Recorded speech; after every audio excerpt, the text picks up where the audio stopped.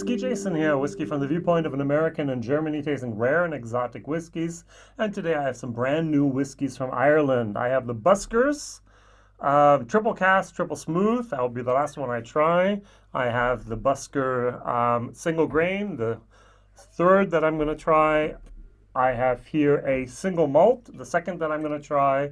And I decided to start with the pinnacle of Irish whiskey, single pot still Irish whiskey. 88.6% proof, so we know that they're trying to aim for the American market.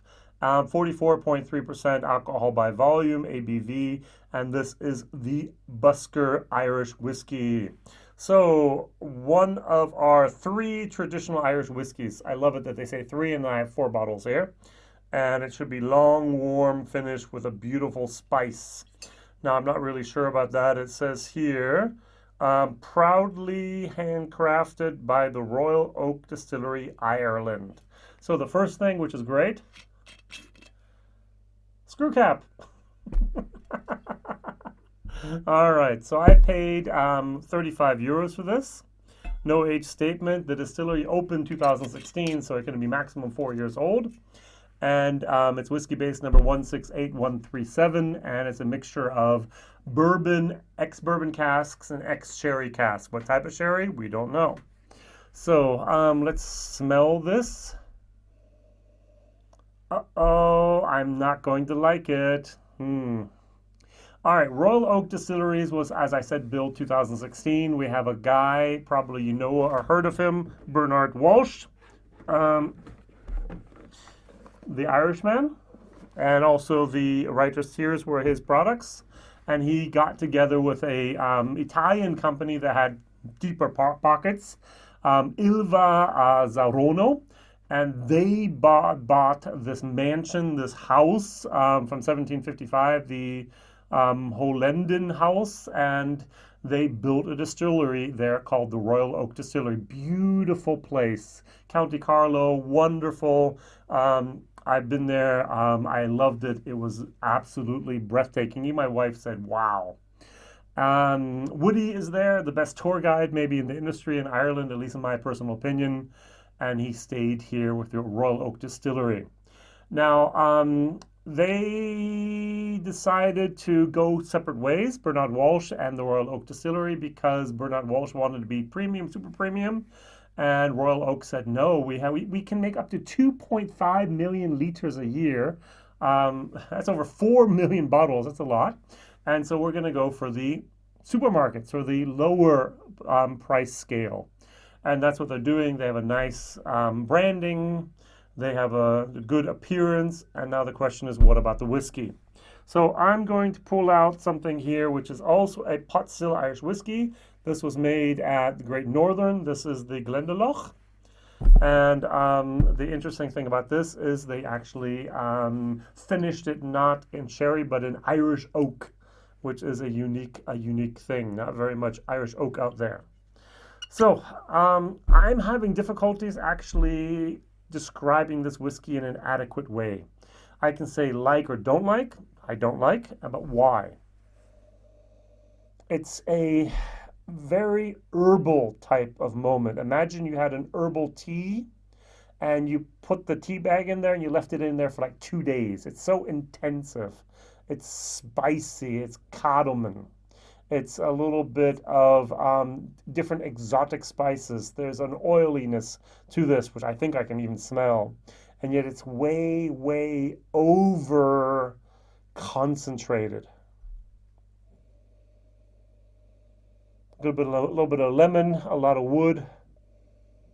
Now there might be people who actually like this. What did it say on the side? It said here, long warm finish with a beautiful spice. There's a lot of spice, and there is no mention here of artificial color, which is a fabulous, fabulous color if that's actually true here. In German, you have to say mit Farbstoff, and so there's no mention of that whatsoever there. Even though I did buy the bottle I didn't buy it in Germany. I bought it in the Netherlands. I forgot. Okay, cheers, 44.5%.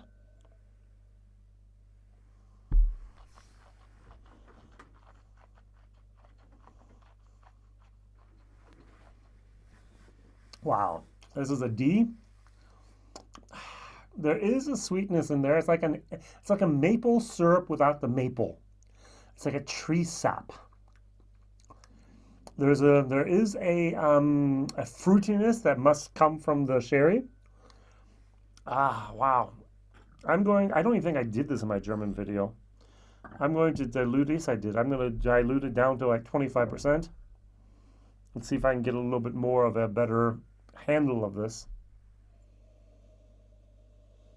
The wood, the sawdust is still there. Very freshly cut oak, planed, milled, sanded.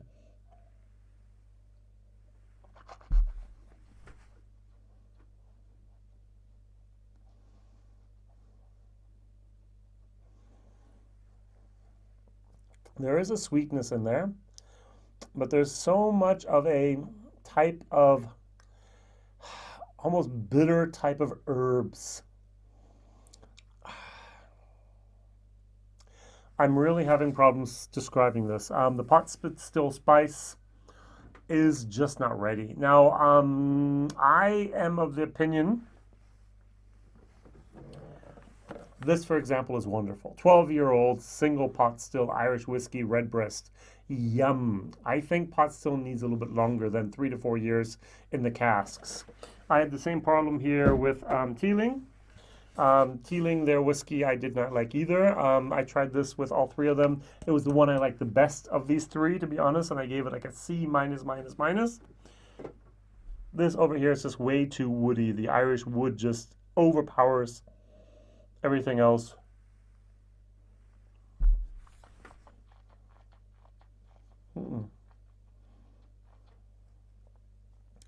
Birch sap.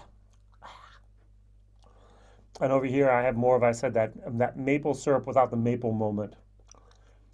Wow. Okay. It's difficult to make good whiskey rushed in a hurried moment. I'm really thinking to myself, will the single malt be better? I hope that the single grain will be a little bit better. And I actually have high hopes for that triple cask with 40%. I think that's going to be a smooth, nice little thing, even though I haven't had it at all. All right, so my question of the day is, what is your favorite single pot still Irish whiskey? Mine is, of course, the Redbreast 12 cask strength, maybe the 21, and also anything from Mitchell and Sons, either the red spot, the yellow spot, the blue spot, or the green spot. They're all very, very good.